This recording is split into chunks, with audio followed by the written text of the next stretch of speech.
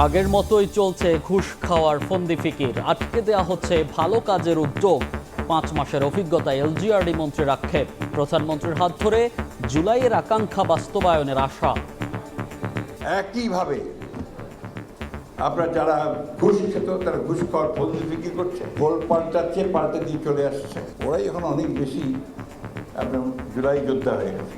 পরিবর্তন দেখছি একজন মানুষের মধ্যে, সেটা তারেক রহমান সাহেব।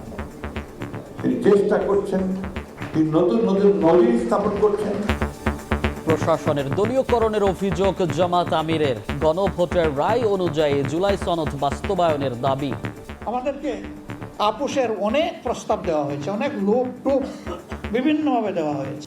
বাছাই করে করে অসৎ দুর্নীতিপরায়ণ লোকদেরকে প্রধান প্রধান জায়গায় প্রদান করা হচ্ছে। দেখছিলেন প্রধান শিরোনাম। দুপুরের সময় সঙ্গে আছি আমি মনির হোসাইন। এবার অন্যান্য শীর্ষ সংবাদ। শাপলা চত্বর হত্যা মামলায় সাবেক মন্ত্রী লতিফকে কারাগারে পাঠানোর নির্দেশ। দেশে ঢুকলেই গ্রেফতার হবেন শেখ হাসিনা। প্রত্যর্পণ চুক্তিতে ফেরানোর চেষ্টায় সরকার। হজ যাত্রীদের বিমান ভাড়া বাড়িয়ে কোটি কোটি টাকা আত্মসাৎ। জড়িতদের ছাড় না দেওয়ার হুঁশিয়ারি বিমান প্রতিমন্ত্রীর। হয়রানি কমাতে 3 দিনব্যাপী মেলার উদ্বোধন।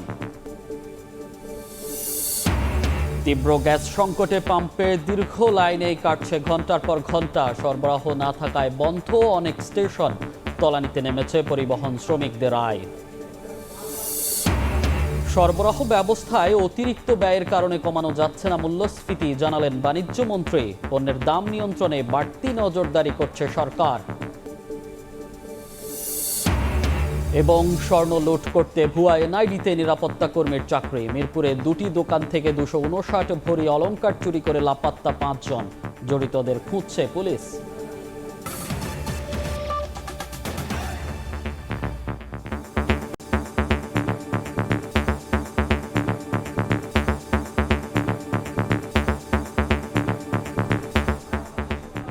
শাপলা চত্বর হত্যা মামলায় সাবেক মন্ত্রী লতিফ সিদ্দিকীকে কারাগারে পাঠানোর নির্দেশ দিয়েছেন আন্তর্জাতিক অপরাধ ট্রাইব্যুনাল। এ নিয়ে ব্রিফ করছেন প্রসিকিউটর। সরাসরি যাচ্ছে সেখানে। সাবেক এমপি জনাব আব্দুল লতিফ সিদ্দিকী সাহেব এবং তাকে আজকে এই গ্রেপ্তারি পরোয়ানা মূলে আইন শৃঙ্খলা বাহিনী গ্রেপ্তার করে অনারেবল ট্রাইব্যুনালে হাজির করেছেন। অনারেবল ট্রাইব্যুনালে হাজির করার পর অনারেবল ট্রাইব্যুনালের থ্রি বেঞ্চ জাজ আমাদের বক্তব্য শুনেছেন। আসামি পক্ষে যেহেতু কোনো জামিনের আবেদন ছিল না, তখন আমাদের আবেদন মোতাবেক এবং কগনিজেন্স অনুযায়ী তাকে কাস্টডিতে নেওয়া হয়েছে এবং জেল হাজতে প্রেরণ করা হয়েছে। এখন আপনারা প্রশ্ন করতে পারেন যে তার বিরুদ্ধে অভিযোগটা কি। তার বিরুদ্ধে অভিযোগ হচ্ছে যে আপনারা জানেন যে হেফাজতের নেতাকর্মীরা তাদের দাবির সমর্থনে যে মহাসমাবেশ আহ্বান করেছিলেন, সেই মহাসমাবেশকে ভণ্ডুল করার জন্য, বানচাল করার জন্য এবং মৌখিকভাবে না হলে শক্তি প্রয়োগ, এমনকি লেথাল উইপেন ব্যবহার করে তাদেরকে এলিমিনেট করার মাধ্যমে, হত্যা করার মাধ্যমে এই সমাবেশকে উঠিয়ে দেওয়ার জন্য, নষ্ট করে দেওয়ার জন্য রাতের অন্ধকারে 3টে বাহিনী, র্যাব, পুলিশ এবং বিজিবির সমন্বয়ে ব্ল্যাক আউট করে 3টি বাহিনী 3টি অপারেশনের মাধ্যমে, যৌথ সমন্বয়কৃত অপারেশনের মাধ্যমে এই হেফাজত কর্মীদেরকে ওইখান থেকে অপসারণ করে। ঘটনাস্থলেই বেশ কয়েকজনকে হত্যা করে, যাওয়ার পথে নারায়ণগঞ্জে হত্যা করে, আরও বিভিন্ন জায়গায় হত্যা করে। এই বিষয়টি নিয়ে সন্ধ্যার বিকালবেলায় সেই দিন আওয়ামী লীগের তৎকালীন সাধারণ সম্পাদক মরহুম আশরাফুল ইসলাম আওয়ামী লীগের সভানেত্রীর ধানমন্ডির কার্যালয়ে পূর্ব পরিকল্পনা মোতাবেক তৎকালীন প্রভাবশালী নেতা এবং নীতি নির্ধারণ পর্যায়ে যারা ছিলেন তাদেরকে নিয়ে একটা বৈঠক করেন। বৈঠকে যারা উপস্থিত ছিলেন এবং বক্তব্য দিয়েছিলেন তাদের মধ্যে ছিলেন আব্দুল লতিফ সিদ্দিকী, যেটা পরদিন দৈনিক যুগান্তর সহ বিভিন্ন পত্রপত্রিকায় প্রকাশিত হয়েছে এবং ওইখানে তাদের মূল সিদ্ধান্ত ছিল তারা ঢাকা ছাড়ুন স্লোগান দিয়েছিল নেতাকর্মীদের উদ্দেশ্যে এবং বলেছিল তারা মানে আওয়ামী লীগের ওই সিদ্ধান্তে বলেছিল যে ঢাকা ছাড়ুন, না হলে ভবিষ্যতে ঘর থেকে বের হতে দেব না, এই মর্মে হুঁশিয়ারি উচ্চারণ করেছেন। তারপরে যখন হেফাজতের কর্মীরা নিরস্ত্র অবস্থায় তাদের অবস্থান করছিলেন, তখন এরা এই লতিফ সিদ্দিকী সহ গণভবনে যে তৎকালীন প্রধানমন্ত্রী এবং এই মামলার 1 নম্বর অভিযুক্তকে বিষয়টি অবহিত করেন এবং তারই ফলশ্রুতিতে পরবর্তী 3টে বাহিনীর সমন্বয়ে ব্ল্যাক আউট করে এই নিরীহ নিরস্ত্র ছাত্র জনতার, মাদ্রাসা ছাত্র, তার সাথে দেশের যে আপামর জনতার একাংশ যোগ দিয়েছিল তাদেরকে গুলি করা হয়েছিল। এই মর্মে 61 জনকে হত্যার আমরা তথ্য পেয়েছি এবং তারই অভিযোগে অনারেবল ট্রাইব্যুনাল কগনিজেন্স নিয়েছিলেন এবং তাই ওয়ারেন্ট এক্সিকিউশন করে আজকে তাকে নিয়ে আসা হলে জেল হাজতে প্রেরণের আদেশ দেওয়া হয়েছে। বৈঠকে লতিফ সিদ্দিকীর কি ভূমিকা ছিল? বৈঠকে উনি একজন পার্টিসিপেন্ট ছিলেন। ইন্টারনাল সকল বক্তব্য আমাদের কাছে আসবে না, তবে সরাসরি যুক্ত ছিলাম আন্তর্জাতিক অপরাধ ট্রাইব্যুনাল থেকে। সেখানে কথা বলছেন চিফ প্রসিকিউটরের বক্তব্যের বাকি অংশ দেখতে ফেসবুকে যুক্ত থাকুন সময় টিভির সঙ্গে। ফাঁসির দণ্ডপ্রাপ্ত শেখ হাসিনা দেশের সীমানায় ঢোকা মাত্রই গ্রেফতার হবেন বলে জানিয়েছেন আইনমন্ত্রী। একই সঙ্গে আন্তর্জাতিক অপরাধ ট্রাইব্যুনালের বিচার প্রক্রিয়া নিয়ে হিউম্যান রাইটস ওয়াচের প্রতিবেদন আমলে নিয়ে অভিযোগগুলো খতিয়ে দেখার কথা জানান তিনি। এছাড়া ঝুলে থাকা ৪৫ লাখ মামলা দ্রুত নিষ্পত্তিতে বেসরকারি আইনি সংস্থাকে যুক্ত করা হবে বলেও জানান মন্ত্রী। টানা ১.৫ দশকের দুঃশাসন অপশাসনে অতিষ্ঠ ছিল দেশবাসী। গুম খুনের মতো নির্বিচার অপরাধের অবসান আর বৈষম্য দূর করার দাবিতে সোচ্চার হয় ছাত্র জনতা। রাষ্ট্রীয় বাহিনীর হাতে প্রাণ যায় মানুষের। আওয়ামী লীগ সরকারের পতনের পর দেশ ছেড়ে ভারতে আশ্রয় নিতে বাধ্য হন শেখ হাসিনা। বিচারের কাঠগড়ায় ফাঁসির দণ্ডপ্রাপ্ত সেই আসামিকে ফেরাতে তৎপর সরকার। সচিবালয়ে আইনি সহায়তা বিষয়ক 2টি চুক্তি স্বাক্ষর অনুষ্ঠানে আইনমন্ত্রী বলেন, ফাঁসির আসামি হওয়ায় শেখ হাসিনাকে দেশে ঢোকা মাত্রই গ্রেফতার করা হবে। একজন ফাঁসির আসামি হলেও সে যদি বাংলাদেশের নাগরিক হয়, বাংলাদেশে আইনের প্রতি শ্রদ্ধা দেখিয়ে বাংলাদেশে এসে সারেন্ডার করতে চায়, সেখানে হয়তো তার সারেন্ডারের আগেই অ্যারেস্ট হবে, কিন্তু তার সেই তো অধিকার তো আছে। এটা হলো আমার চৌহদ্দির মধ্যে যখন ঢুকবেন, সেই চৌহদ্দিতে ঢুকলে আইন যেটা আমাকে ক্ষমতা দিচ্ছে, আমি আইনের প্রয়োগটা করবো। That's simple as it is. আন্তর্জাতিক অপরাধ ট্রাইব্যুনালের বিচার প্রক্রিয়া নিয়ে হিউম্যান রাইটস ওয়াচের প্রতিবেদন আমলে নিয়ে অভিযোগগুলো খতিয়ে দেখার কথা বলেন আইনমন্ত্রী। জানান, হয়রানিমূলক আইনগুলো সংশোধনের উদ্যোগ নেওয়া হবে। সরকার চাইলে আগস্টে বিশেষ অধিবেশন ডেকে রাষ্ট্রপতি নির্বাচন করতে পারে বলেও উল্লেখ করেন মন্ত্রী। হিউম্যান রাইটস ওয়াচ মানে ওনাদের জায়গা থেকে ওনারা যদি একটা অবজারভেশন দেন, আমাদের দায়িত্ব হলো সেই অবজারভেশনটাকে কগনাইজেন্সে নিয়ে বিষয়টা খতিয়ে দেখা। ৪৫ লাখ ঝুলে থাকা মামলা দ্রুত নিষ্পত্তি সরকারের একার পক্ষে সম্ভব নয় জানিয়ে আইনমন্ত্রী বলেন, বেসরকারি আইনি সংস্থার পাশাপাশি প্রয়োজনে সহায়তা নেওয়া হবে মালয়েশিয়ারও। দিন মোহাম্মদ সাব্বির, সময় সংবাদ, ঢাকা। প্রতিবন্ধী 3 ব্যক্তির হাতে নিয়োগপত্র তুলে দিলেন প্রধানমন্ত্রী তারেক রহমান। সকালে সচিবালয় মন্ত্রিপরিষদ বিভাগের নিজ কার্যালয়ে প্রবেশের সময় তাদের হাতে নিয়োগপত্র তুলে দেন তিনি।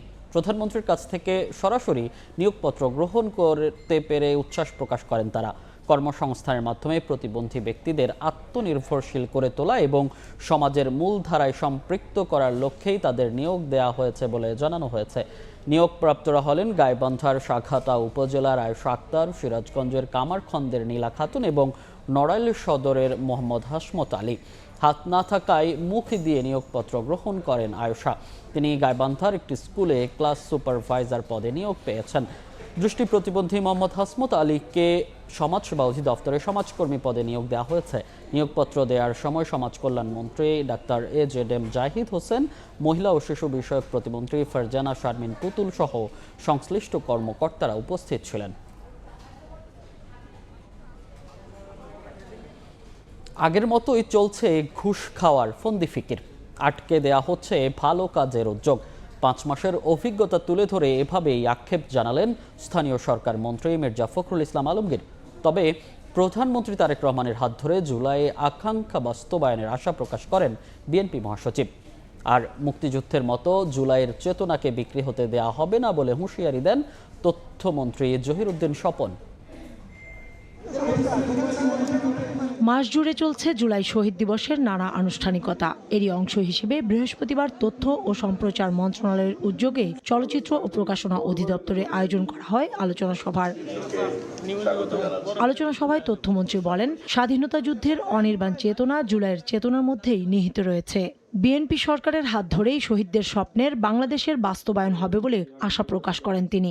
আমাদের নেতা দেশনায়ক তারেক রহমান মাননীয় প্রধানমন্ত্রী এই আন্দোলনের নেপথ্যের কারিগর, প্রধান সেনাপতি নেপথ্যে। স্বাধীনতা যুদ্ধের পরে যুদ্ধের চেতনাকে প্রতিষ্ঠিত করার বদলে যারা যুদ্ধের প্রকল্পকে ব্যবসার প্রকল্প হিসাবে ব্যবহার করেছিলেন, আমরা জুলাইকে নিয়ে যেন তেমনি কোনো একটি লাভজনক প্রকল্পের কোনো উদ্যোক্তাকে দেখতে না পাই। প্রধান অতিথির বক্তব্যে স্থানীয় সরকার মন্ত্রী মির্জা ফখরুল ইসলাম আলমগীর বলেন, পরিবর্তনের কথা বলতে গেলেই প্রাণ দিতে হয়েছে এদেশে। 5 মাসের অভিজ্ঞতা তুলে ধরে আক্ষেপ করে তিনি বলেন, আগের মতোই চলছে ঘুষ খাওয়ার ফন্দি ফিকির। প্রধানমন্ত্রীর হাত ধরে জুলাইয়ের আকাঙ্ক্ষা বাস্তবায়নে আশাবাদী এলজিআরডি মন্ত্রী। আমার এই 4-5 মাসের মন্ত্রিত্বের অভিজ্ঞতা আপনাদেরকে বলা দরকার। আমি দেখছি যে কিছুই বদলায়নি। একইভাবে আপনার যারা ঘুষ খেত তারা ঘুষ খাওয়ার ফন্দি বিক্রি করছে। একইভাবে যারা আটকে দিত ভালো একটা কাজকে আটকে দিচ্ছে, ওরাই এখন অনেক বেশি আপনার জুলাই যোদ্ধা হয়ে গেছে। কিন্তু আশাবাদী হয়ে এই কারণেই আমি পরিবর্তন দেখছি একজন মানুষের মধ্যে, সেটা তারেক রহমান সাহেব। We must all give him support. সবাই মিলে তাকে সমর্থন দেওয়া দরকার। এদিকে ঢাকা বিশ্ববিদ্যালয়ের এক সেমিনারে প্রধানমন্ত্রীর রাজনৈতিক উপদেষ্টা রুহুল কবির রিজভী বলেন, দেশে দক্ষ মানব সম্পদ গড়ে তুলতে পারলে মানব পাচার অনেকটাই কমানো যাবে। মানব পাচার অনেকটাই আমরা রোধ করতে সক্ষম হব। এটা একটা সার্বজনীন বিষয়, এটা একটা আইনগত কাঠামোর মধ্যে দিয়ে এবং সরকার যেভাবে ড্রাইভ দিচ্ছে, এই ড্রাইভ অব্যাহত থাকলে এটা আমি মনে করি অনেকখানি কমে যাবে। একই অনুষ্ঠানে সমাজ কল্যাণ প্রতিমন্ত্রী ফারজানা শারমিন জানান, মালয়েশিয়ার শ্রমবাজারে আবারও দক্ষ মানব সম্পদ পাঠাতে কাজ করছে সরকার। কাউসারা চৌধুরী কুমু, সময় সংবাদ, ঢাকা। প্রশাসনে দলীয়করণের মাধ্যমে আবার বৈষম্যমূলক কোটা প্রথা ফিরিয়ে আনা হয়েছে বলে অভিযোগ করেছেন বিরোধী দলীয় নেতা ডাক্তার শফিকুর রহমান। জুলাই শহীদ পরিবারের সদস্যদের নিয়ে এক মতবিনিময় সভায় এ মন্তব্য করেন তিনি। অনুষ্ঠানে জামাতের সেক্রেটারি জেনারেল মিয়া গোলাম পরওয়ার হুঁশিয়ারি দেন, গণভোটের রায় নিয়ে সরকারকে তিল পরিমাণ ছাড় দেবে না জামাত। গণঅভ্যুত্থানের দ্বিতীয় বর্ষপূর্তি উপলক্ষে জুলাই শহীদ পরিবারের সদস্যদের নিয়ে মতবিনিময় সভার আয়োজন করে জামায়াতের ঢাকা মহানগরী শাখা। এ সময় নানা বিষয়ে সরকারের সমালোচনা করে বক্তারা বলেন, রাষ্ট্র পরিচালিত হচ্ছে বধির ব্যক্তিদের মাধ্যমে। জামায়াত সেক্রেটারি হুঁশিয়ারি দেন, গণভোটের রায় নিয়ে সরকারকে তিল পরিমাণ ছাড় দেবে না তার দল। জুলাই সনদের ভিত্তিতে অনুষ্ঠিত গণভোটের রায় কার্যকর প্রশ্নে আমরা তিল মাত্র ছাড় দিতে প্রস্তুত নই। যারা জুলাইকে মুছতে চায় তাদেরকে ইতিহাস থেকে মুছে দিতে হবে। গণভোটের রায় নিয়ে আন্দোলন না করতে সরকারের পক্ষ থেকে দেয়া আপোষের প্রস্তাব ফিরিয়ে দিয়েছেন বলে মন্তব্য করেন জামায়াত আমির ডাক্তার শফিকুর রহমান। অভিযোগ করেন, প্রশাসনে দলীয়করণের মাধ্যমে আবার বৈষম্যমূলক কোটা প্রথা ফিরিয়ে আনা হয়েছে। আমাদেরকে আপোষের অনেক প্রস্তাব দেওয়া হয়েছে, অনেক লোক টোপ বিভিন্নভাবে দেওয়া হয়েছে। আমরা এ পর্যন্ত এগুলা ঘৃণা ভরে প্রত্যাখ্যান করেছি। আমরা বলেছি, গণভোট আপনারা চাইলেন, আমরা চাইলাম, এখন আপনারা মানেন না, আমরা কিন্তু আমাদের জায়গায় আছি, আমরা এখান থেকে সরতে পারবো না, জনগণের সাথে আমরা বেইমানি করতে পারবো না। জামায়াত কখনো আপোষের রাজনীতি করে না বলেও মন্তব্য করেন বিরোধী দলীয় নেতা। আমরা কারো সাথে তলে তলে রাতের বেলা আপোষ করি নাই, আর দিনের বেলা গিয়ে রাস্তায় নেমে চিৎকার দেই নাই। আসিফ মোহাম্মদ সিয়াম, সময় সংবাদ, ঢাকা। আওয়ামী লীগের আমলে পুলিশ যেভাবে বিরোধী দলের কর্মসূচি বানচাল করত, সেই একইভাবে এনসিপির কর্মসূচিতেও বাধা দিয়েছে বলে মন্তব্য করেছেন এনসিপির মুখ্য সমন্বয়ক নাসির উদ্দিন পাটোয়ারি। সকালে মৌলভীবাজার থেকে সিলেট রওনা হওয়ার আগে সাংবাদিকদের একথা বলেন তিনি। পাটোয়ারি বলেন, পরিকল্পিতভাবে তাদের দমনে হামলা চালিয়েছে একটি দলের নেতাকর্মী। গাড়ি ভাঙচুর চালিয়েছে এবং বিভিন্ন মালামাল লুট করা হয়েছে। এ সময় তিনি বলেন, দেশের মানুষকে ফ্যাসিবাদী ব্যবস্থাপনার বিরুদ্ধে রুখে দাঁড়াতে হবে। বিক্ষোভ কর্মসূচিকে ঠেকানোর জন্য আওয়ামী স্টাইলে পুলিশ সেই একই পোশাকে, যেই পোশাক একটা সময় আওয়ামী লীগের আমলে একই কায়দায় কর্মসূচি বানচাল করতো, সেই বিএনপির আমলে এসে তারা সেখানে ছাত্রদলের একটা কর্মসূচি দেখিয়ে 144 ধারা জারি করলো। প্রথমেই মৌলভীবাজারের শেষ প্রান্তে আমরা 400 পুলিশের বাধার মুখে পড়ি। আমরা সেই ব্যারিকেড ভাঙার পরে যখন একটু সামনে আগাইলাম, এরপরে দেখি আমরা ট্রাক দিয়ে রাখছে তারা রাস্তার মধ্যে, চাক্কা পাংচার করে। এবার জুলাইয়ের দিনলিপি।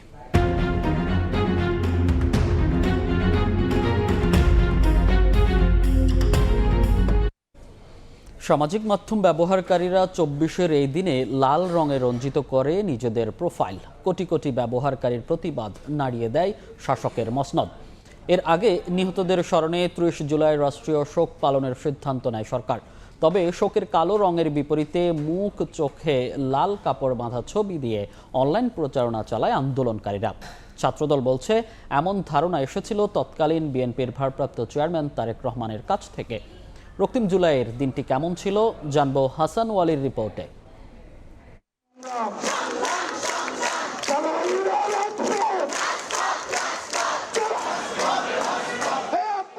30 জুলাই 2024। ইতিমধ্যে নিহত হচ্ছেন শত শত মানুষ। আহতের সংখ্যা অজানা অজস্র, যার দায় সরকার ও তার পেটো বাহিনীর। এরকম একটি সময়ে দাঁড়িয়ে সরকারের তরফ থেকে ঘোষণা আসে রাষ্ট্রীয় শোকের সেই ঘোষণাকে ঘৃণা ভরে প্রত্যাখ্যান করে এদেশের আপামর জনতা। কোটি মানুষ এদিন সামাজিক যোগাযোগ মাধ্যমে নিজেদের প্রোফাইল রাঙিয়ে তোলে বিপ্লবের লাল রঙে। হত্যার বিচার চেয়ে মুখে লাল কাপড় বেঁধে মিছিলে নামে জনতা। শিক্ষার্থী ছাড়াও অন্যান্য শ্রেণী পেশার মানুষ যোগ দেন বিক্ষোভে। বেশ কয়েকটি বিশ্ববিদ্যালয়ের শিক্ষক, অভিভাবকদের পাশাপাশি প্রতিবাদ সমাবেশ করেন বিশিষ্ট নাগরিকরাও। এদিন জনসম্মুখে হতাহতের জন্য সরকারের কাছে জবাবদিহিতা দাবি করেন তারা। রাজপথ থেকে হঠাৎ সামাজিক যোগাযোগ মাধ্যমের এমন কর্মসূচি শুরুতে ইতিবাচক হিসেবে নেয়নি অনেকেই, কিন্তু পরবর্তীতে মজলুমের পক্ষে কারা তা স্পষ্ট হয় এই কর্মসূচির মাধ্যমে। কর্মসূচিটা হচ্ছে সাংবাদিক গ্রুপে দিলাম, ফেসবুক পোস্ট দিলাম, তখন মানুষ হচ্ছে খুব মানে কটু ভাষার কথা হচ্ছে বলতেছেন যে আপনারা হচ্ছে কি এত বড় একটা আন্দোলন, পিক আন্দোলনটা একদম নিচে নামিয়ে আনতেছেন, অফলাইন থেকে অনলাইন চলে আসতেছেন। আমাদের উদ্দেশ্য ছিল হচ্ছে কি যে আমাদের হচ্ছে জনমতটা যাচাই করা। আসলে যারা হচ্ছে হাসিনার নিপীড়নের পক্ষে তারা হচ্ছে কি প্রোফাইল কালো করেছিল, যারা হচ্ছে হাসিনার নিপীড়ন চায় না তারা হচ্ছে লাল করেছে। তার মধ্যে একটা ডিভাইডেশন, একটা বাইনারি তৈরি হয়েছিল, কিন্তু আসলে কে কোন পক্ষে। ছাত্রদল সাধারণ সম্পাদক বলছেন, ফ্যাসিস্ট হাসিনা সরকারের শোকের কালো রঙের পরিবর্তে লাল রং ধারণ করে অনুষ্ঠানের নির্দেশনা এসেছিল তারেক রহমানের পক্ষ থেকে। জনাব তারেক রহমান আমাকে ফোন করে বললেন যে যেহেতু ওরা কালো কিছু দিয়ে করছে, তাহলে দেখো লাল পতাকা দিয়ে কোনো প্রোগ্রাম করা যায় কিনা। এটিও আমি তাদেরকে জানালাম এবং এটি খুব সর্বসম্মতিভাবে তারা বলছে হ্যাঁ এটি খুব ভালো কর্মসূচি, এটা হতে পারে। সিদ্ধান্ত হয়েছে যে ঠিক আছে, লাল কাপড় যদি না পাওয়া যায় তাহলে অন্তত কেউ ফেসবুকে কোনো একটি লাল কিছু রং পোস্ট করে ফেস দেব, আর যাদের লাল কিছু আছে তারা বাসা থেকে প্রোগ্রামের মাধ্যমে এটি প্রতিবাদ করবে। তখন সেটা থেকে পরিবর্তিত হতে হতে সেটি আসলে লাল প্রোফাইলে অন্তর্ভুক্ত হয়েছিল। এছাড়াও কারফিউ তুলে নেওয়া, ঢাকা বিশ্ববিদ্যালয় প্রশাসন ও সরকারের পদত্যাগ, শিক্ষা প্রতিষ্ঠান খুলে দেওয়া, আটককৃত শিক্ষার্থীদের মুক্তিও জাতিসংঘের অধীনে তদন্ত কমিশন করে হামলাকারীদের চিহ্নিত করে বিচারসহ 11 দফা দাবি জানায় ঢাকা বিশ্ববিদ্যালয়ের ফ্যাসিবাদ বিরোধী শিক্ষকদের ফোরাম সাদা দল। বাংলাদেশের সহিংস পরিস্থিতি ও গণগ্রেফতার নিয়ে এদিন উদ্বেগ প্রকাশ করে জাতিসংঘের মহাসচিব অ্যান্থনিও গুতেরেস। 6 সমন্বয়ককে কোন আইনে ডিবি কার্যালয়ে রাখা হয়েছিল তা নিয়েও এদিন প্রশ্ন তোলে দেশের সর্বোচ্চ আদালত। একই সঙ্গে শিক্ষার্থীদের আন্দোলনে এত সহিংসতায় আদালত লজ্জিত বলেও জানায়। এত কিছুর মধ্যেও সরকার তখন ব্যস্ত জামাত শিবিরের রাজনীতি নিষিদ্ধ করার কাজে।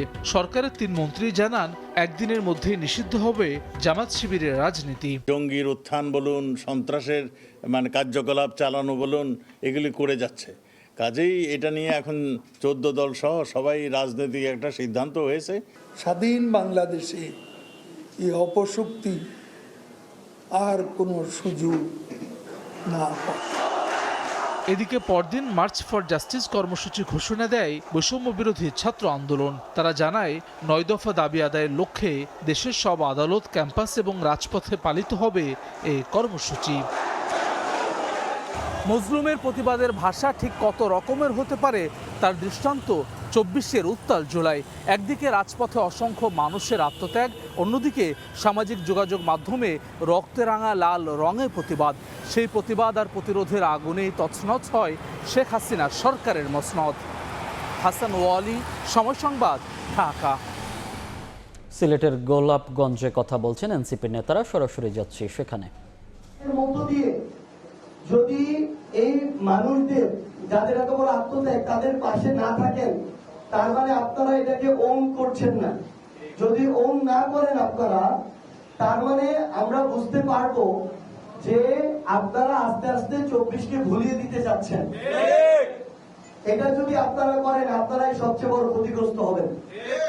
কারণ আমাদের বাংলাদেশের স্বাধীনতার 1971-এর পরবর্তী সময় সবচেয়ে বড় ঘটনা 2024, এবং এই ঘটনার আপনারাও গুরুত্বপূর্ণ সাক্ষী এবং অংশগ্রহণকারী। এটা আপনাদেরও অনেক বড় একটা অর্জন। তো আমরা আপনাদের কাছে এইটুকু আহ্বান জানাই যে আপনাদের কথা এবং কাজে সেটার বহিঃপ্রকাশ ঘটবে। এবং আমরা আলাদা করে একটু আবার আমাদের শহীদ পরিবারের সাথে কথা বলবো এবং তাদেরকে নিয়ে আমরা একটু যাব। আমরা পাশেই সরাসরি যুক্ত ছিলাম সিলেটের গোলাপগঞ্জ থেকে, সেখানে কথা বলছেন এনসিপির নেতারা। দুপুরের সময় আরও থাকছে। চট্টগ্রামে সন্ত্রাসী কার্যক্রমের নেতৃত্বে ছিল ডেভিড ইমন। চাঁদাবাজি ও সন্ত্রাসে ব্যবহার করত অ্যাপস, অনেকদিন ধরেই ছিল নজরদারিতে, জানালেন পুলিশ সুপার।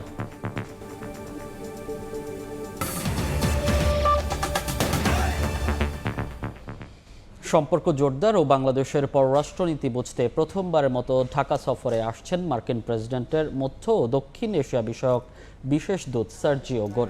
দুপুরে তার ঢাকায় পৌঁছানোর কথা রয়েছে। সন্ধ্যায় রাষ্ট্রীয় অতিথি ভবনে পররাষ্ট্রমন্ত্রী খলিলুর রহমানের সঙ্গে আনুষ্ঠানিক বৈঠকে বসার কথা রয়েছে তার। এছাড়া সফরে প্রধানমন্ত্রীর পাশাপাশি মন্ত্রী সভার সদস্য ও বিভিন্ন রাজনৈতিক দলের সঙ্গেও আলোচনা করবেন সার্জিও গোর। পাশাপাশি অন্যান্য অংশীজনদের সঙ্গেও মত বিনিময় করার কথা রয়েছে মার্কিন এই বিশেষ দূতের। ঢাকার কর্মসূচি শেষে কক্সবাজারে রোহিঙ্গা ক্যাম্প পরিদর্শনের কথা রয়েছে গৌড়ের।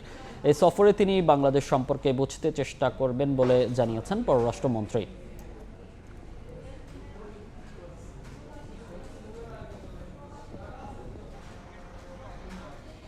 হজযাত্রীদের লাগেজ ব্যবস্থাপনার জন্য প্রতিনিধি দল পাঠানো হবে বলে জানিয়েছেন বেসামরিক বিমান প্রতিমন্ত্রী রাশিদুজ্জামান মিল্লাত। সকালে রাজধানীর চিন্মৈত্রী সম্মেলন কেন্দ্রে হজ ও ওমরা মেলার উদ্বোধন অনুষ্ঠানে কথা বলেন তিনি। আগামী বছর থেকে হজযাত্রীদের খরচ কমাতে সরকার কাজ করছে বলেও জানান প্রতিমন্ত্রী। রাজধানীর আগারগাঁওয়ে চিন্মৈত্রী সম্মেলন কেন্দ্রে 3 দিনব্যাপী পবিত্র হজ ও ওমরাহ মেলা। এতে অংশ নেয় 143টি এজেন্সি ছাড়াও বিভিন্ন আর্থিক প্রতিষ্ঠান। বৃহস্পতিবার মেলার প্রথম দিনে স্টলগুলোতে ভিড় করেন হজ ও ওমরাহ গমনোচ্ছুরা। এক ছাদের নিচে সব সেবা পেয়ে উচ্ছ্বসিত তারা। আর যাত্রীদের সর্বোচ্চ সেবা দিতে নিজেদের প্রস্তুতির কথা জানান এজেন্সি সংশ্লিষ্টরা। হজে যাওয়ার ইচ্ছুক, তাই মেলায় আসলাম দেখার জন্য। মেলায় কি কি সুযোগ সুবিধা দিচ্ছে, কি কি অসুবিধা আছে, ওইটাই। সশরীরে এসে ওনাদের সঙ্গে যদি ডাইরেক্ট কথাবার্তা বলেন তাহলে অনেক বেশি জানতে পারবেন এবং আপনার আস্থা তৈরি হওয়ার একটা সম্ভাবনা থাকে। মেলায় যারা বুকিং করবে তাদের জন্য আমাদের স্পেশাল ডিসকাউন্ট আছে। হজ এবং ওমরাহ দুইটার মধ্যেই আছে, প্যাকেজ অনুযায়ী বিভিন্ন রকম ডিসকাউন্ট আছে। মেলার উদ্বোধনী অনুষ্ঠানে বেসামরিক বিমান চলাচল ও পর্যটন প্রতিমন্ত্রী রাশিদুজ্জামান মিল্লাত জানান, হজ যাত্রীদের লাগেজ ব্যবস্থাপনায় সৌদি আরবে পাঠানো হবে বাংলাদেশের প্রতিনিধি দল। টিমটা ছোট করে ভালো কাজ করার জন্য ধর্ম মন্ত্রণালয়ের সঙ্গে সংযুক্ত করে দিয়ে হাজিদের এই যাতে লাগেজের যে 2-3টা অসুবিধা দেখলাম শুনলাম, এগুলি যাতে এই 27-এর হজের না হয় সেটা এনশিওর করা হলো এবং এনশিওর করছি আমরা। যদি তারপরেও তারা যদি কথা না শুনে তাদের বিরুদ্ধে অ্যাকশন নেওয়া হবে। যাত্রীদের খরচ কমাতে সরকার কাজ করছে জানিয়ে বিগত সময়ে যারা সিন্ডিকেট করে অর্থ হাতিয়ে নিয়েছে তাদের বিরুদ্ধে ব্যবস্থা নেওয়ার হুঁশিয়ারি দেন প্রতিমন্ত্রী। এমন একটি জায়গা নাই যে লুটপাট হয় নাই। তো আমাদের পিছনের দিকে তাকিয়ে আপনি যদি সামনের কাজগুলি বন্ধ রাখেন তাহলে কিন্তু দেশ আগাবে না। কিন্তু পিছনে যারা অন্যায়গুলি করেছে তাদের তদন্ত চলমান আছে। তাদের ব্যাপারে আমরা বিশেষ ব্যবস্থা গ্রহণ করব যে কেন এই অনিয়মগুলো হয়েছে এবং এত টাকা কেন তারা নিয়েছে। পরে মেলা ঘুরে দেখেন প্রতিমন্ত্রী। এ সময় সেবাদানকারী প্রতিষ্ঠানগুলোর সঙ্গে কুশল বিনিময় করে সার্বিক প্রস্তুতির খোঁজ খবর নেন তিনি। নাজমুস সালেহী, সময় সংবাদ, ঢাকা। তীব্র গ্যাস সংকটে পাম্পেই কেটে যায় ঘন্টার পর ঘন্টা, তারপরও না পাওয়ার অভিযোগ অনেকের। আয় কমেছে সিএনজি ও রাইড শেয়ারিং চালকদের। কবে নাগাদ স্বাভাবিক হবে পরিস্থিতি জানেন না পাম্প সংশ্লিষ্টরা।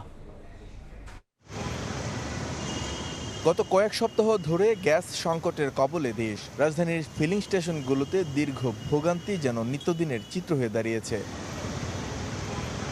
গ্যাসের জন্য ঘন্টার পর ঘন্টা পেরিয়ে যায় পাম্পের লাইনে। সিরিয়াল কাছাকাছি আসতেই বন্ধ হয়ে যায় পাম্পের সরবরাহ। গ্যাসের চাপ কম থাকায় ভোগান্তি আরও বাড়িয়েছে।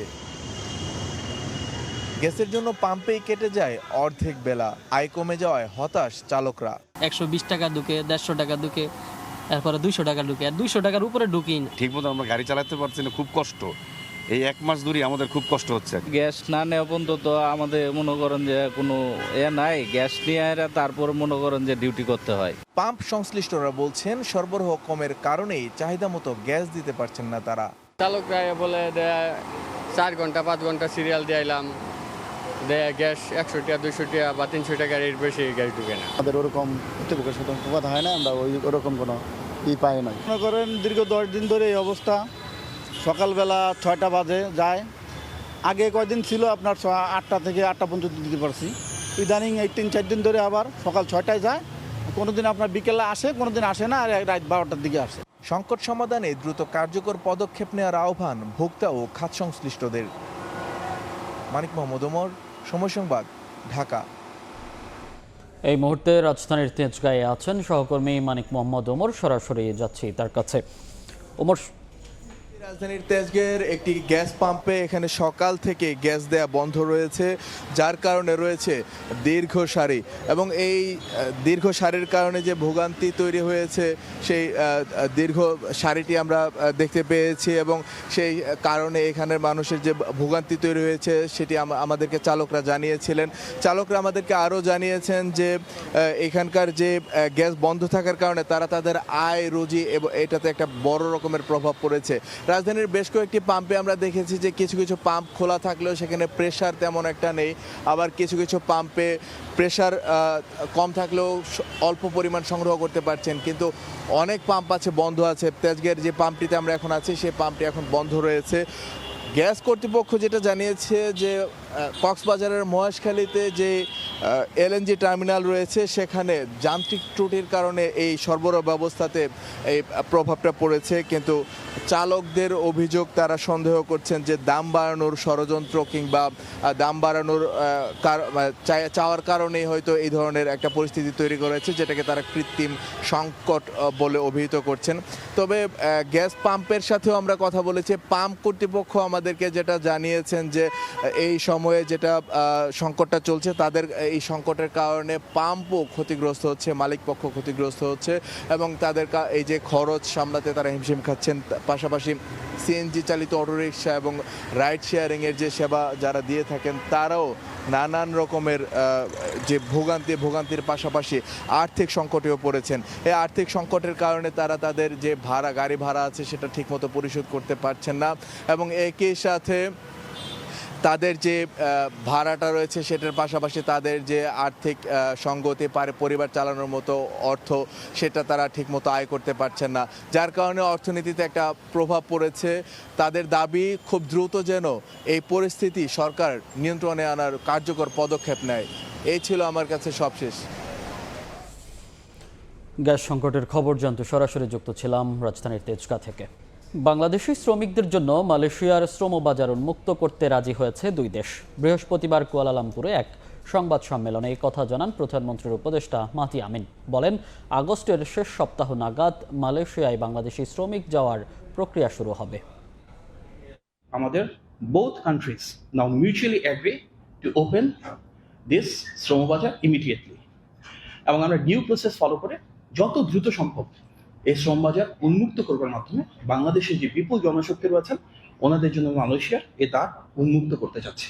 অগস্ট মাসের শেষ সপ্তাহ নাগাদ ইনশাল্লাহ মালয়েশিয়া বাংলাদেশের শ্রমিকরা আসা শুরু করবেন।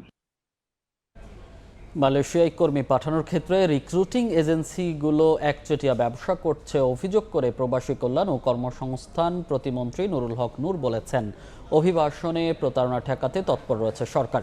তিনি বলেন, বিদেশে কর্মী পাঠানোর নামে এজেন্সিগুলো যেভাবে গলা কেটে ফি নিচ্ছে এটি নিয়ন্ত্রণে আনতে হবে।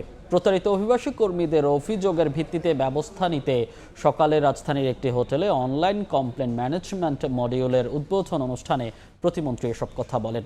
বিএমইটি ও বেসরকারি সংস্থা রামরুর উদ্যোগে আয়োজিত অনুষ্ঠানে প্রতিমন্ত্রী বলেন, দেশে যে ৩,০০০ লাইসেন্সধারী রিক্রুটিং এজেন্সি রয়েছে যাচাই বাছাই করে নিয়মের আওতায় আনা হলে ৫০০ এর বেশি এজেন্সি কাজ করার সুযোগ পাবে না। বিদেশে কর্মী পাঠানোর ক্ষেত্রে বেশি কড়াকড়ি করতে গিয়ে যেন কর্মী পাঠানোর সুযোগ হাতছাড়া না হয় সেদিকেও খেয়াল রাখার আহ্বান জানান তিনি। প্রথাগত মিডল ইস্টের শ্রমবাজারের পাশাপাশি এখন আমাদের বিকল্প, যেটা মাননীয় প্রধানমন্ত্রী বিভিন্ন সময় বলছেন, এবং আপনারা জানেন যে মাননীয় প্রধানমন্ত্রী একটা নির্বাচনী ইশতেহার আছে যে ১ কোটি বাইরে কর্মসংস্থান। প্রকৃত অর্থে 6 মান্থে আমরা যে কাজ করছি সেটা আমার কাছে সন্তোষজনক মনে হয় না। এইখানে যে গলা কাটা একটা অভিবাসন ফি নেওয়া হয়, এইটাকে কমাতে হবে। প্রত্যেকটা ভুক্তভোগী পরিবার সে বৈধভাবে যাক কিংবা কোনো কারণে ওখানে অবৈধভাবে গেছে, বাট যদি ভিকটিম হয়, অ্যাজ এ সরকারের প্রতিষ্ঠান হিসেবে আমাদেরকে তার পাশে থাকতে হবে। ইন্টারিম গভর্নমেন্টের সময় থেকে এই ট্রেন্ডটা লক্ষ্য করা গেছে যে এয়ারপোর্টে অনেকে যেটা বলে বডি কন্ট্যাক্ট করে চলে যাচ্ছে বিভিন্ন দেশে। সিজারিয়ান বাড়ায় শিশুদের নানা রোগে আক্রান্তের হার বেড়েছে বলে মন্তব্য করেছেন স্বাস্থ্যমন্ত্রী সরদার মোহাম্মদ সাখাওয়াত হোসেন। সকালে মহাখালীতে এক গবেষণা ফলাফল প্রকাশ অনুষ্ঠানে কথা বলেন তিনি। স্বাস্থ্য খাতের উন্নয়নে চিকিৎসকদের সহায়তা কামনা করে রোগ প্রতিরোধের দিকে নজর দেওয়ার তাগিদ দেন মন্ত্রী। বিগত দিনে চিকিৎসার দামি যন্ত্রপাতি হাসপাতালে ফেলে রাখা হয়েছিল সমালোচনা করে জানান, এ বিষয়ে সোচ্চার বর্তমান সরকার। মানুষের দোরগোড়ায় সেবা পৌঁছে দিতে শিগগিরই উপজেলা পর্যায়ে 10টি করে ডায়ালাইসিস মেশিন ও ফিজিওথেরাপি চালুর কথা জানান স্বাস্থ্যমন্ত্রী।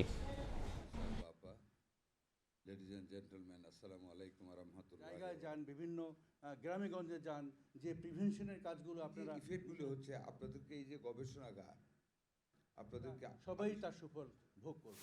মায়েদেরকে তাদের শাল দুধ দেওয়ার জন্য বলতে হবে আপনাদের, this is the highest stock of protein for a baby, যেটা এখন আমাদের মায়েরা দেয় না, সিজারিয়ানে দেয়। সিজারিয়ানের এগেনস্টে আপনাদের কথা বলতে হবে। It is the advice of the UNICEF and World Health Organization. এবং যত ডাক্তারের সাথে আলাপ করে এই যে মিজেলসের রোগীগুলি মারা যাচ্ছে, মেন রিজন মিজেলস হয়েই নিউমোনিয়াতে চলে যায়, পুষ্টি নেই শরীরে। স্বর্ণের দোকান লুট করতে ভুয়া এনআইডি ব্যবহার করে নিরাপত্তা কর্মীর চাকরি নেয় 5 জন। মিরপুরের শাহালি মার্কেটের 2টি জুয়েলারি দোকান থেকে 259 ভরি স্বর্ণালংকার চুরি করে লাপাত্তা তারা। সময় সংবাদের হাতে আসা সিসি ক্যামেরার ফুটেজে দেখা গেছে ওই 5 নিরাপত্তা কর্মীর বাইরেও দুর্ধর্ষ এ চুরিতে জড়িত ছিল আরও একাধিক ব্যক্তি। বুলবুল রেজার রিপোর্ট।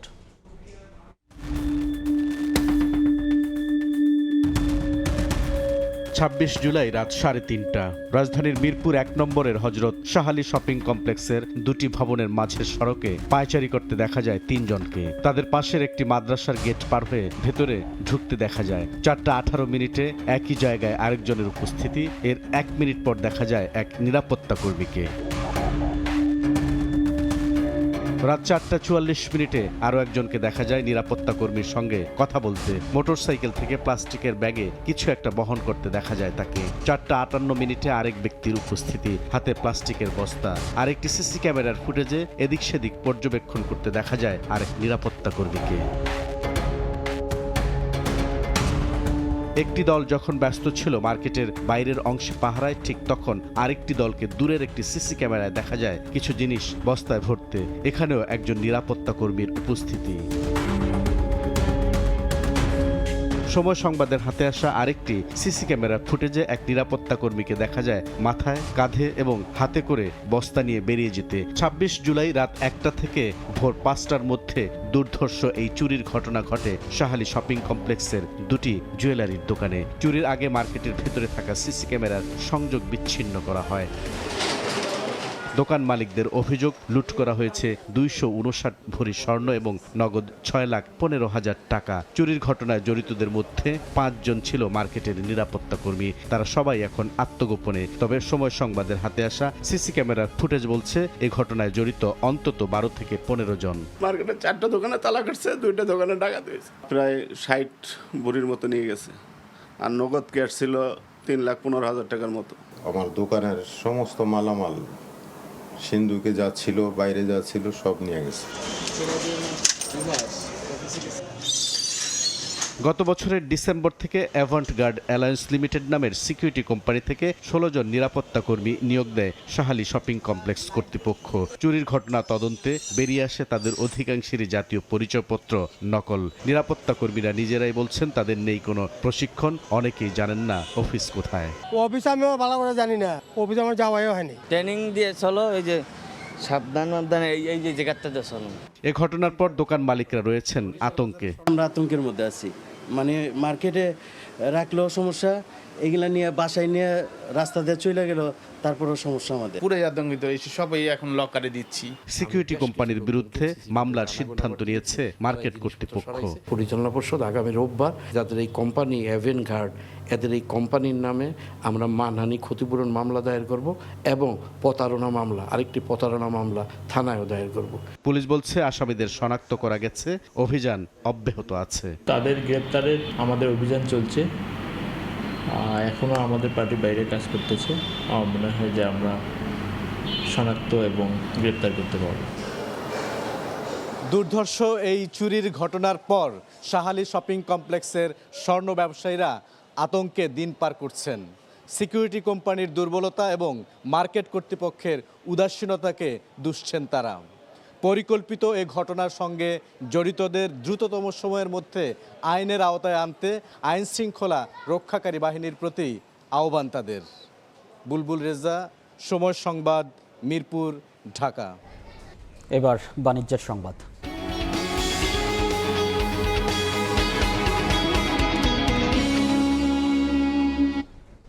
সরবরাহ ব্যবস্থায় অতিরিক্ত ব্যয়ের কারণে কমানো যাচ্ছে না মূল্যস্ফীতি। তবে বাজার নিয়ন্ত্রণ করে জনজীবনে স্বস্তি দিতে কাজ করছে সরকার।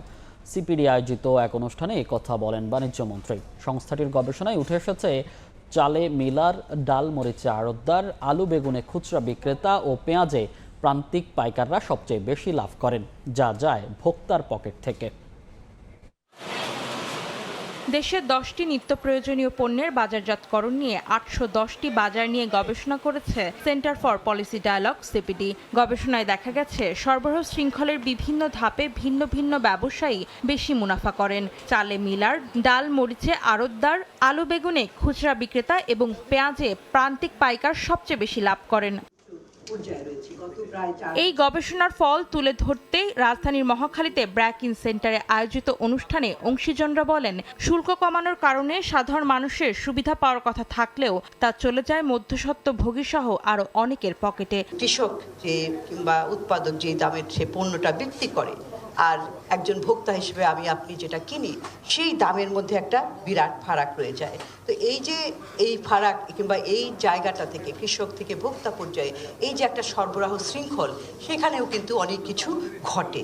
সেখানে অনেকেই থাকে, কোরিয়া ব্যাপারী যেগুলো আপনারা জানেন না, সেগুলো আড়তদার কিংবা প্রসেসর, ট্রান্সপোর্ট অপারেটর, রিটেলার, এরকম অনেকেই থাকে, যার কারণে বিভিন্ন ধাপে ধাপে এসে যে এই মূল্যটা পরিবর্তন হতে থাকে। এ সময় বাণিজ্য মন্ত্রী জানান, বাংলাদেশের জন্য মহাযন্ত্রণা হয়ে দাঁড়িয়েছে মূল্যস্ফীতি। এখান থেকে মুক্তি পেতে সরবরাহ ব্যবস্থাপনার জটিলতা দূর করতে কাজ করছে সরকার। আমাদের এখানে ফুড ইনফ্লেশন কমাতে হলে লজিস্টিক কস্ট কমাতে হবে, ইনপুট কস্টের উপর কন্ট্রোল রাখতে হবে এবং প্রোডাক্টিভিটি আমরা যত বাড়াবো তত ফার্মারের এবিলিটিও আসবে, সে এগ্রিগেট ভ্যালু তত বেশি পাবে। বাজার ব্যবস্থাপনার ত্রুটি আর মধ্যস্বত্বভোগীদের দৌরাত্ম্যে অনেক পণ্যের দাম শতভাগ বৃদ্ধি পাচ্ছে বলেও তুলে ধরা হয়েছে সিপিডির গবেষণায়। Simple interpretation. অন্তরা সেন, সময় সংবাদ, ঢাকা। খেলার খবর।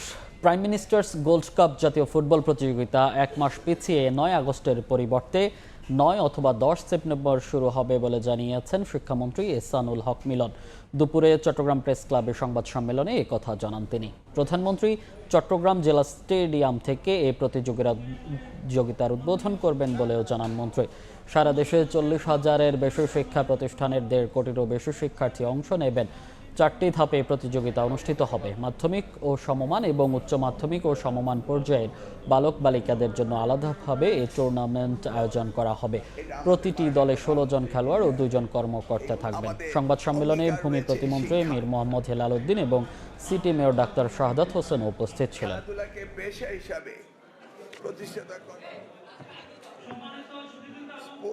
ইকোনমি সম্প্রসারণ করা, সুপ্ত প্রতিভা বিকাশের পথ উন্মুক্ত করা, নারী ক্রীড়ার বিরুদ্ধে নিরাপত্তা ও সুযোগ বৃদ্ধি করা, স্পোর্টস ইকোনমি সম্প্রসারণ করা, আনন্দময় শিক্ষা নিশ্চিত করা, যুব সমাজকে খেলাধুলার মাধ্যমে সুস্থ ও দক্ষ মানব সম্পদে পরিণত করা। কিভাবে তাদেরকে একটা স্বাভাবিক জীবনে ফেরত আনতে পারি, কিভাবে তাদের ভবিষ্যৎ জীবনটা আরো আলোকিত করতে পারি, এই প্রচেষ্টাই কিন্তু এই উদ্যোগগুলোর মাঝে লুকিয়ে আছে। তো আমরা আপনাদের কাছে অনুরোধ করবো, pre build up to the tournament এই উদ্বোধনের আগে কতদিন ধরে আমরা এটা প্রচারণা করতে পারি, যত বেশি দিন করতে পারি আমাদের লাভ। আমরা তত প্রান্তিক পর্যায়ে এই টুর্নামেন্টের ব্যাপারে মানুষকে অবহিত করতে পারবো। বাংলাদেশ ইন্ডিয়া ক্রিকেট সিরিজ নিয়ে টানাপোড়েনের মধ্যেই আজ ভারত যাচ্ছেন বিসিবি সভাপতি তামিম ইকবাল। তার সফর সঙ্গী হিসেবে থাকবেন বোর্ড পরিচালক শাহনিয়ান তামিম। বিসিবি সূত্র জানিয়েছে এ সফরের সঙ্গে আসন্ন সিরিজ কোনোভাবে সম্পর্কযুক্ত নয়। বিসিসিআই এর পক্ষ থেকেও কোনো আমন্ত্রণ জানানো হয়নি তামিম ইকবালকে। মূলত ভারতের ক্রিকেট এক্সেলেন্স সেন্টারগুলো দেখতে যাচ্ছেন সভাপতি। সেই অভিজ্ঞতা নিয়ে বাংলাদেশের এক্সেলেন্স সেন্টার করার পরিকল্পনা আছে বিসিবির। তবে আমন্ত্রণ না পেলেও ভারতীয় ক্রিকেট বোর্ডের সদস্যদের সঙ্গে দেখা করবেন তামিম। ভারতের বিপক্ষে আরও দ্বিপাক্ষিক সিরিজ বাড়ানোর বিষয়ে আলোচনা হতে পারে বৈঠকে। এছাড়া আসন্ন ভারত সিরিজ নিয়েও আনুষ্ঠানিক আলোচনা হতে পারে দুপক্ষের মধ্যে।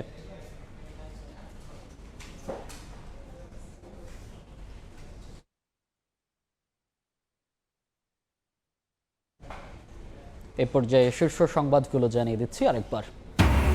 আগের মতোই চলছে ঘুষ নেয়ার ফন্দি ফিকির। 5 মাসের অভিজ্ঞতা নিয়ে এলজিআরডি মন্ত্রীর আক্ষেপ। প্রশাসনে দলীয়করণের অভিযোগ জামাত আমিরের। আগস্টের শেষ সপ্তাহে মালয়েশিয়ায় বাংলাদেশি শ্রমিক যাওয়ার প্রক্রিয়া শুরু, জানালেন প্রধানমন্ত্রীর উপদেষ্টা। অভিবাসনে প্রতারণা ঠেকাতে তৎপর সরকার। এবং শাপলা চত্বর হত্যা মামলায় সাবেক মন্ত্রী লতিফকে কারাগারে পাঠানোর নির্দেশ। দেশে ঢুকলেই গ্রেফতার হবেন শেখ হাসিনা। প্রত্যর্পণ চুক্তিতে ফেরানোর চেষ্টায় সরকার।